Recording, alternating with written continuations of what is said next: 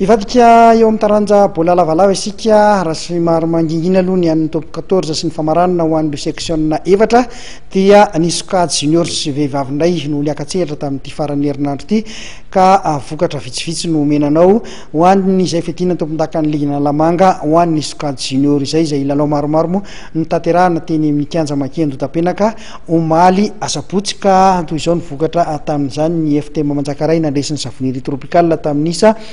7 ary ny TFM Nakasina nandresy ny TFA anaty azy tamin'isa 4 ary ny Kosfa nandresy ny 3FB tamin'isa 3 ny cheminot nandresy ny ISA 17 tamin'isa 7 ary 3FI kosa nandresy any Tiopa tamin'isa 5 ty lalao raha antsika amin'ny sary ty kosa dia ny fiona ny tamin'ny Manosbe sy ny USA nakady fotsy mbola tsy tonga eto amintsika moa ny vokatra amin'izao ora itenenana izao fa dia omenantsika amin'ny fotoana mahamety azy.